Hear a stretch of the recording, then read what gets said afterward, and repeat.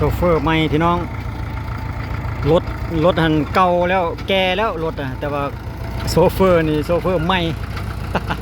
เออเอาลองมึงดูกำลังเป็นอันครั้งแรกให้มาช่วยพอไทยหน้าปีนี้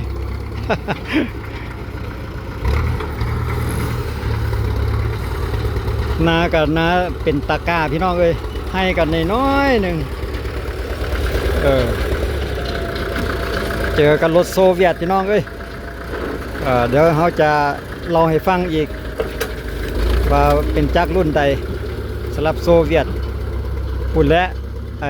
เบลารุสพุ่นและรถรุ่นนี้นะ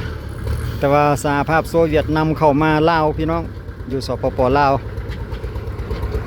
มาออกมาเริ่มไถนาหุดไว้ปี 2025มาเบิ่งเทคนิคลีลาโซเฟอร์ใหม่ ยังบ่ทันได้ฮู้ไม่ยังเลยเด้อนี่เด้มีแต่ว่าบอกให้ไถจังซั่นจังซี่แล้วก็ไปตามภาษาถอยหลังเอาอย่างเดียว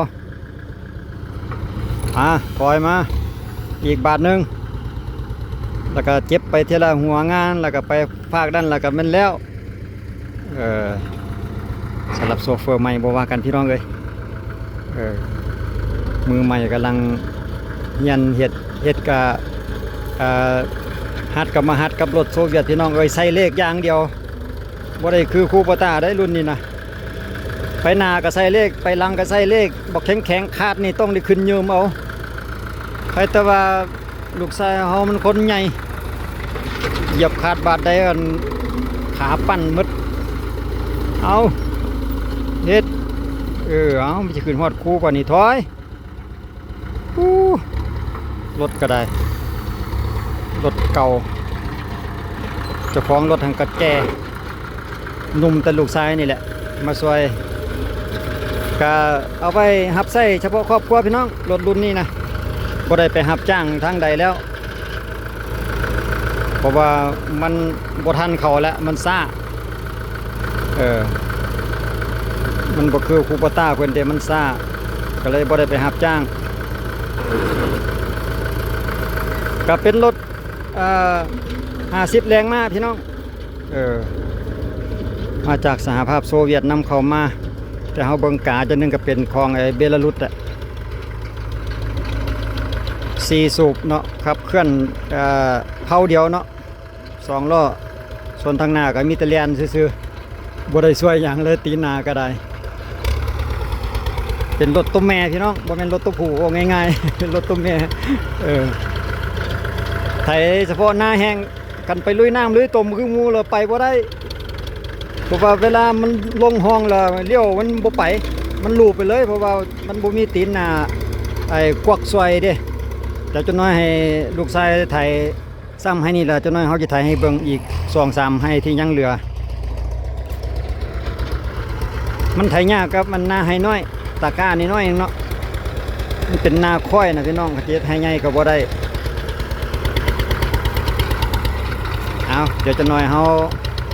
จะไถให้เบิ่งเดี๋ยวจะน้อยให้ลูกชายลงมาแล้วก็ให้เพิ่นนั่นจับโทรศัพท์ให้เดี๋ยวเฮาจะไถส่วนที่เหลืออีกจักให้นึงให้เบิ่งก่อนว่าลีลาของ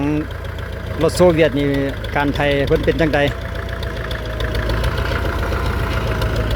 วางลงอันนี้ก็ให้น้อยถอยหลังเอาอย่างเดียวไว้ก็บ่ได้คักอยู่ดอกเศร้านี่มาไถผู้เดียวพูดเดี๋ยวเบิ่งพุ่นเลี้ยวเป็นทงแล้วมาผู้เดียวพอดีตอนแรงลูกชายมาช่วยก็เลยให้เพิ่นนั่นจับถ่ายโทรศัพท์เพื่อจะเฮ็ดคลิปให้เบิ่งหน่อยนึงเอาเบิ่งลีลาการไถของรถโซเวียตรุ่นนี้พี่น้อง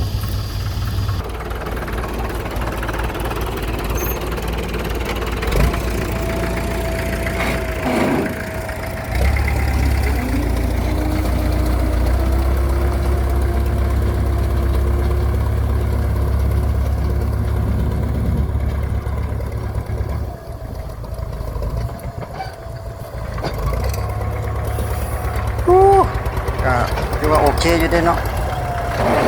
ติดตามเบิ่งบรรยากาศไปเรื่อยๆพี่น้อง เมื่อยเมื่อยน้ำไม่ยังเมื่อยน้ำใส่เลขใส่เกียร์ฮันถึงเขาสิเหยียบขาดแน่นปานใดมันก็กึดๆกัดๆอยู่นะมันเป็นธรรมชาติของรถโซเวียตเนาะรถรุ่นนี้นี่ถึงสิเหยียบขาดจำปานใดก็ดังคือเก่าเวลาเฮาใส่เกียร์ก็จะดูลักษณะนี้ไทยนี่ก็คือว่าโอเคอยู่ไทยง่ายหน้าดินทรายหน่อยหนึงสำหรับในจุดนี้เนาะส่วนหน้าจุดนี้ก็อยู่เขตบ้านนานุคุมพี่น้องเมืองโทรคมแขวงเวียงจันทน์พอดีฝนตกมาใส่เดือนหนึ่งก็ให้มีความชุ่มหน่อยหนึ่งไถง่ายอยู่ในช่วงระหว่างเดือน5ปี2025พี่น้อง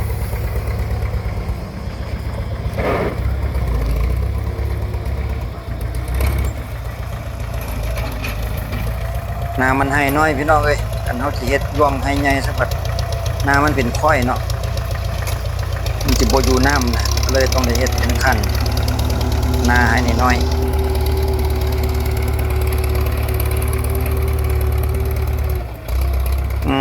คือว่าคักกระไทยดี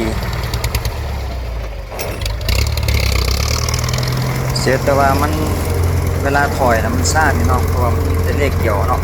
รถเลขเดียวสำหรับเทคนิคการไถเฮาก็จะไถถอยหลังเก็บทีละข้างส่วนขางนี้เฮาก็จงไว้เที่ยวสุดท้ายเนาะเฮาจะจงไว้เที่ยวสุดท้ายก่อนหลังจากนั้นเฮาก็จะมาตัดหัวงานนี่ซะก่อนแล้วก็จะจงไว้เป็นเที่ยวสุดท้ายคือกันเนาะ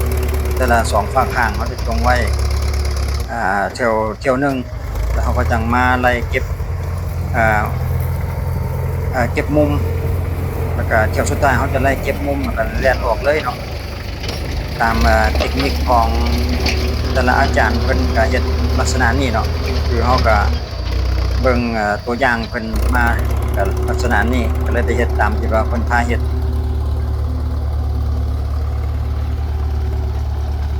หลังจากเขาแล้วฝั่งนั้นแล้วเขาก็จะยับมาแล้วก็มาถอยหลังเอาเฉพาะฝั่งอีกกำนึงเนาะอีกทางนึง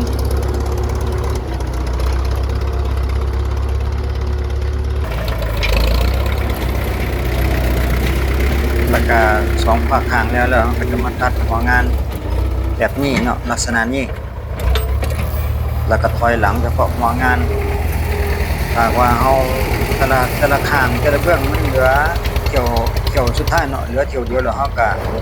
มาถึงจุดนี้เฮาก็จะอาจจะเก็บเลยเนาะเก็บมุมเลยว่าง่ายๆเก็บมุมเพราะว่าหัวงานตัวนี้จะเป็นหัวงานที่ว่าสุดท้ายแล้วเพราะว่าวันนั้นเฮาก็เก็บมาแล้วเนาะเฮาก็ไถตรงไว้เป็นจุดสุดท้ายแล้ว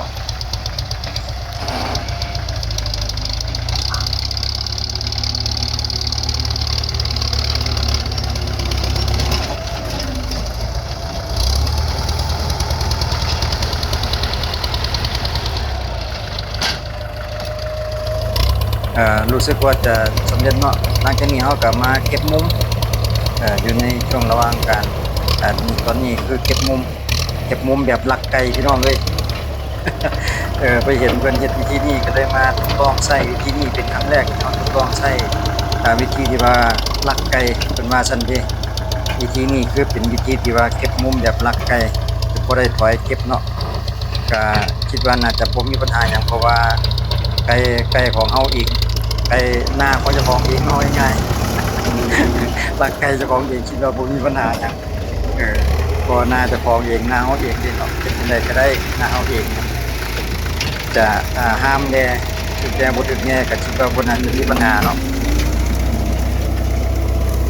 ปึ๊บวางลงไปอันนี้จะเหลือแถวสุดท้ายเนาะแถวสุดท้ายนี่เฮาจะแล่นแล้วก็เก็บมุมไปฮอดอันนั้นอันเบื้องสุดท้ายแล้วก็ออกเลยเนาะตัวนี้ถือว่าเรียบร้อยส่วนขั้นไปหลังจากนั้นเราก็จะทำการเก็บมุม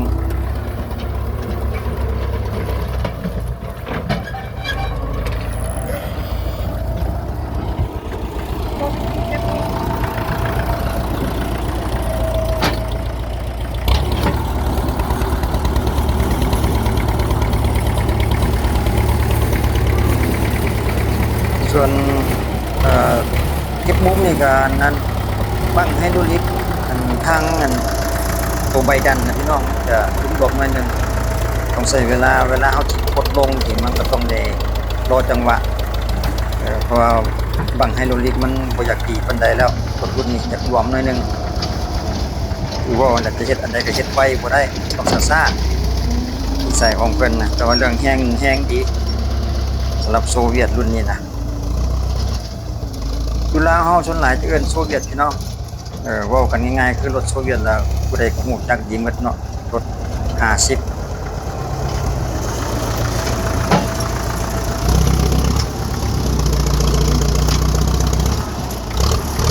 ก็ในปัจจุบันนี้ก็รู้สึกว่าจะบ่ค่อยมีสำหรับรถรุ่นนี้เนาะ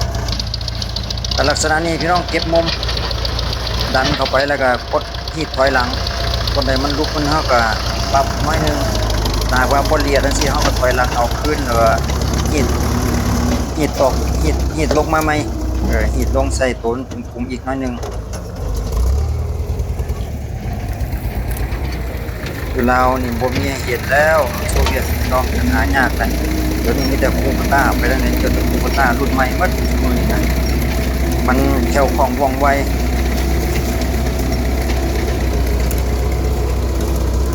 ถือว่าก็ได้ใจอยู่เด้เนาะเอาถอยแล้วก็ดันจุดดันเข้าไปก็เก็บมุมลักไกลเจ้าของอีกคือเก่าสูตรนี้ก็ง่ายอยู่พี่น้อง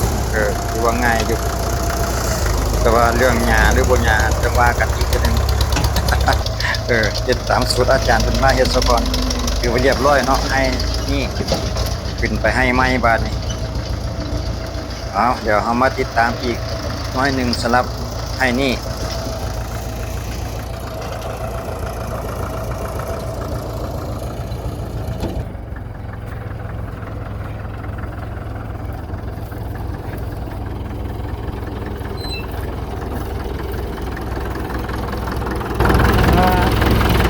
กระบอกหน้าให้นี่รู้สึกว่ามันจะสูงอยู่ตรงกลางมันจะสูงตรงกลางเขาคิดว่ามันจะต้องใช้ออกข้างๆใช้ออกไปตรงข้างๆหรือว่าเอาทั้งเดียวมันจะสูงกลางหลายแต่มันจะต้องซ่อนขั้นวัน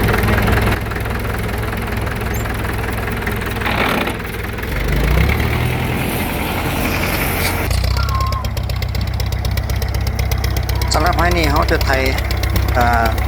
ถออกมาข้างๆเนาะไถออกแต่ว่าอันดับแรกเขาจะซ่อนคันซะก่อนเขาจะซ่อนคันไปรอบๆวดกันให้หน้าตานี่เนาะแล้วเขาก็จังไถออกใส่ออกจากออกมาใส่คันหน้าไถออกข้างจะซ่อนคันก่อนเพื่อความสวยงามเพื่อความละเอียดของคันหน้าแคมคันหน้าเนาะหลังจากจบคลิปนี้แล้วเราติดตามคลิปต่อไปเด้อพี่น้องเพราะว่าเราเฮ็ดหน้าวานเวลาวานเข้าแล้วเราจะเอาคาดมาลงมันจะเป็นคาด18ลักษณะคาดมันจะเป็นจังไดเฮามาติดตามเบิ่งอีกนึงลักษณะของคาดเฮาเนาะหลังจากเฮาไถรอบไปแล้วเฮาก็จะมาไถออกบัดนี้หลังจากซ่อนคันแล้วเฮาก็จะไถออกเลยเพื่อวนเข้าไปเรื่อยเนาะว่าลักษณะเฮาก็จะจะถอยหลังเอาเทละข้างซะก่อนพอไปฮอดกลางให้แล้วเฮาก็จังเปลี่ยนไปถอยเอาเครื่องนั้นเนาะกับฝากนั้นก็จะอยู่ประมาณนี้พี่น้องสำหรับเทคนิคการไถแบบ2รูปแบบให้เข้าแล้วก็มาไถออกอยู่ประมาณนี้เนาะลักษณะนี้แหละการไถก็จะลักษณะเดียวกันก็หากว่าท่านใดมีไอเดียดีๆหรือว่าเทคนิคก็สามารถคอมเมนต์นะครับเพื่อมาแนะนำเพิ่มเติมได้พี่น้องเพราะว่าข้าพเจ้าเองก็ยังเป็นมือใหม่ครับโยนแล้วเนาะยังใหม่ๆอยู่ท่านใดมีประสบการณ์เรื่องตัวบ่ค่อยได้ไปรับจ้างส่วนไหนเฮ็ดเวียกเฉพาะของเจ้าของเองเนาะก็เลยได้มีความรู้อยู่น้อยนึงสำหรับคลิปวิดีโอนี้ก็สิมีแต่ประมาณสำนี้พี่น้องก็เอาไว้เจอกันคลิปหน้าขอบใจทุกท่านที่เข้ามาเบิ่งเข้ามารับชมแล้วก็ที่จริงคอมเมนต์ที่จริงได้เด้อพี่น้องก็ขอบใจอีกทีนึงไว้เจอกันคลิปหน้าสำหรับคลิปนี้สบายดี